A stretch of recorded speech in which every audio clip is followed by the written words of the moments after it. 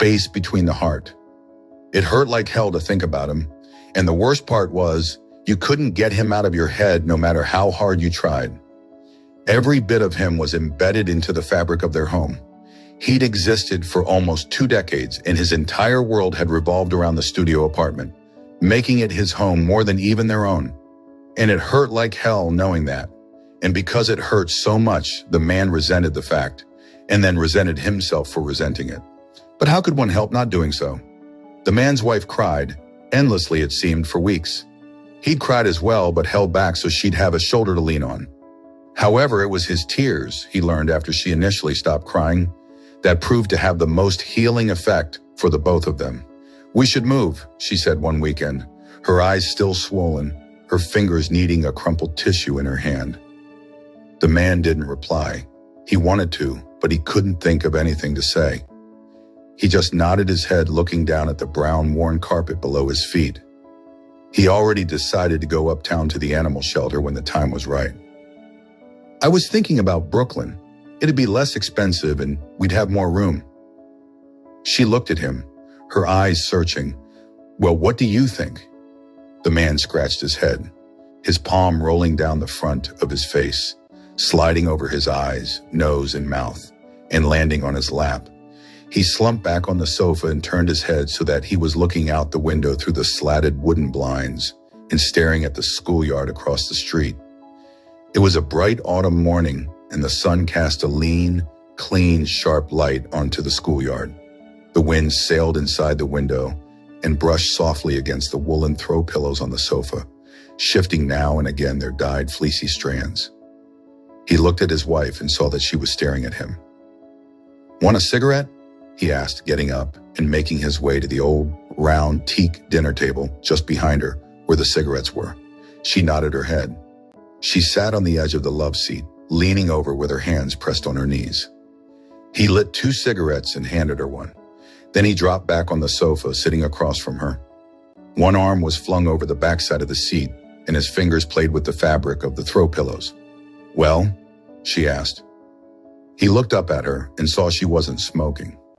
The ash was slowly extending along the edge of the cigarette, and white fluffy smoke was spilling out the glowing ember, curling upwards towards the ceiling fan. He placed an ashtray on the beaded ottoman that lay like an island between the two of them, and she leaned forward and flicked the ash into the tray, then took a slow drag from the cigarette. She turned sideways so that she was sitting with her bare feet up on the arm of the chair, and her knees were angled near her chest. She looked out the window, smoking the cigarette with slow, deficient drags. "I can't bear it," she suddenly said. "Living here without..." The sentence stopped. Her husband wanted to reach out to her, but he didn't. He couldn't. He heard muffled sobbing. His wife's head was down and turned away, buried into the crook of her shoulder, and her body was shaking. He got up and removed the cigarette from her fingers and put it in the ashtray. He wrapped his arms around her, snuggling beside her. He kissed the tears on her cheeks, pressing his face along hers. He didn't want to think about it, but she was right. They couldn't escape him. He was in every area of their apartment. He was in every other thought they had. The husband held his wife tight. His eyes were shut.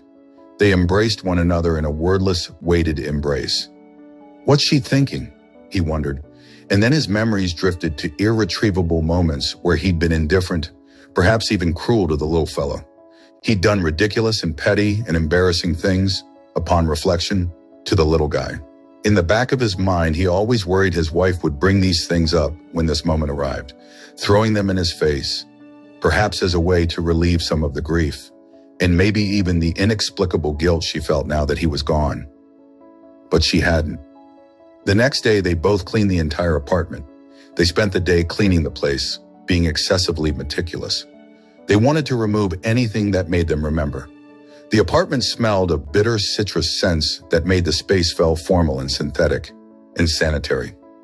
When they finished, his wife sat there slumped-shouldered, with yellow rubber gloves still on her hands, her hair pulled back by a dark cloth band, with an exhausted, crushed look on her face. Perspiration dotted her brow and bare shoulders, and her eyes were moist. Her mouth cradled a limp smile. "It's pointless and stupid," she mumbled, removing the yellow gloves from her hands. It's the place, not the things that remind me of him. I knew him longer than I did you. She stood up and shook her head. Everywhere I look, I see him. I see him looking up at me. I see him lying over there. I see him with that big, stupid, expressive face staring at me. I see him in my dreams. Don't you? Yes, the husband muttered.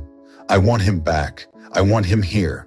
I want him in my arms. I want to hear him. I want to hold him. I want to feel his warm little body pressed against me. I miss him so much. She began to cry. Her husband cried as well. He cried because he knew that it helped the both of them and because he couldn't control it.